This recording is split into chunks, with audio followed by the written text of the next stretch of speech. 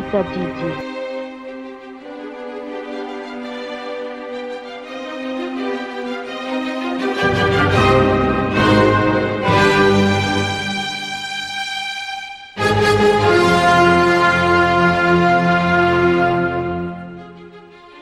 Atompoko miraketako ny teninao mba tsy hanotako aminao. Salama tsiro ndy folo zato akembo folo.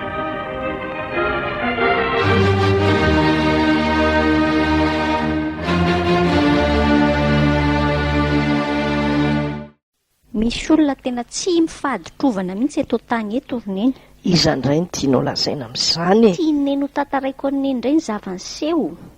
Tantarao fa tsy maninona e. Sady afaka mikarakara an'ireto vilia reto ahako. Dia karakara tsara aloha dia tandremo sovaky maheno an'ilay zavatra tantaraiko fa tena mampalahelo ny zava-mitranga. Inona indray ny zavatra? Ramatoa Noeline. Maninona? Fahavoazana tapitrohatra miatra aminy no tantaraiko an'iny. Fa nanino izy? Taniny moa izy. Zareo angely nanao nisy resaka be tamin'ny fitsarana teo satria nahoana ozy neny. Fa naninona? Eritrereta olona manan-karena be ny ery Noeline ireny. Ka izao le tantara. Efa nisy ray volana nga zay teo eo. Dia aika erineny le trano ampanofaindry zareo io le mpanofa-trano zareo anankiray ka ondry neny efa 10 volana tsy nandoa ofa-trano. 10 volana ho dia tsy matahotra an'Andriamanitra koa izany olona dia inona ozy neny fa nga vitan'izany dia takiny le mamry ramatoa Noeline foana le izy dia retsindray no mivazavaza hoe aza mifampitakitaky izany hony e. Tray dia gaga fangany raha nanao taminy kosany tra dia variana fotsiny diso anaty an'Andriamanitra ny izy amin'izany. Dia tsy hitan'le ramatoa Noeline menakavitsony natao dia nampiakarina fitsarana ny raharaha. Izay koa fahendrena rehefa tsy mita izay ataoko. Za miditra izo amin'izany roneny fa zava-doza koa kai ny tao. Fa ahoana e? Neny ve nahoana e? Navadiky le mpanofa-trano indray dia zareo indray no nitorony ny tompo-trano. Lazainy fa nidiny tompo-trano tao anaty trano taondro zareo asa inona filaza séquestration sa inona. Dia eritrereto hoe ramatoa Noeline indray no voatory tany amin'ny fitsarana nefa zareo teo no mpitory. Azo neny ve izany zava-doza miseho izany? Ary fanaon'ny olona amin'izao fotoana izao tia rehefa toriana izy dia mitory. Na manana ny diso izy tsy mahay mibebaka. Nga dia vitan'izany roneny fa mivoaka nge ny didim-pitsarana hono tamin'iny herinandro iny izay ny tena nampalahelo. Fa naninona? Ramatoa Noeline menakavy ndray nandoa vola be tamin'ity mpanofa-trano tsy nandofa-trano 10 volana. Andrekaiky. Nefa zavatra azo antoka mihitsy izao fa lainga fironona fotsiny le hoe séquestration sy sisa teo.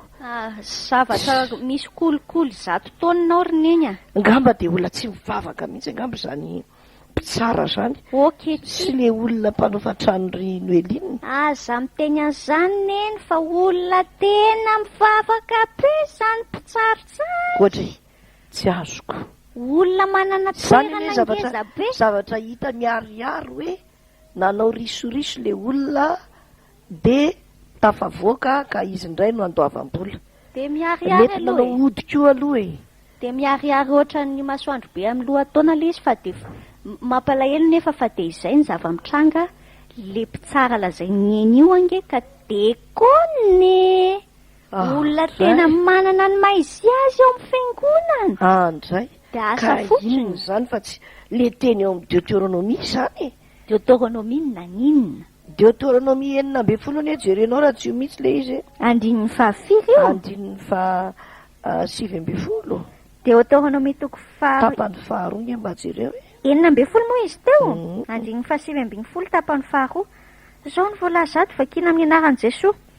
Ary aza mandray kolikoly fa ny kolikoly mahajamba ny maso ny endry ary mamadika ny tenin'ny marina. Hitanao, tena ny kolikoly mihitsy mahajamba ny maso ny endry. Mba dekonina ihany le mpitsara saingy jamba n'le kolikoly. Ny kolikoly mahajamba ny maso ny endry ary mamadika ny tenin'ny marina. Dia marina Deutéronomie 9:7 tapany faharoa. Eno ary neny dia lasa ramatoa Noeline marina indray tena mampalahelo kosa tokoa izany. Lasa mizaka ny tsy serany aina. Nefa ny efa nipetraka 10 volana tsy nandoa voly iretsy dia mbola andoavan'ndray fa dia tena lalina ihany ty kolikoly tika valina izany avy amin'Andriamanitra ny tsy zaka fa zay kosa aloha alao enarana dia mitandrina ny tena tsika tsiray avy mba tsy handray kolikoly sy tsy hanao kolikoly na amin'ny fomba inona na amin'ny fomba inona. Deutéronomie 9:5-7-10 tapany faharoa mahazava ny tenin'Andriamanitra. Ary aza mandray kolikoly fa ny kolikoly mahajamba ny maso ny endry ary mamadika ny teniny marina. Fitsaran'Andriamanitra ny mpitsara tsy marina ty. Aza mandray kolikoly fa ny kolikoly mahajamba ny maso ny endry ary mamadika ny teniny marina. Deutéronomie 9:5-7 tapany faharoa. Ary mety tsy ny mpitsara ihany roneny fa isika rehetra mihitsy mety ho tratran'izany daholo amin'ny fiainana andavanandro amin'ny fanaovana taratasy samihafa. Tandremo, aza mandray kolikoly fa ny kolikoly mahajamba ny maso ny endry ary mamadika ny teniny marina. Deutéronomie 9:20 ny tapany faharoa amin'ny 7-10. Aza mandray kolikoly fa ny kolikoly mahajamba ny maso ny endry ary mamadika ny teniny marina. Deutéronomie 9:20 tapany faharoa amin'ny 7-10.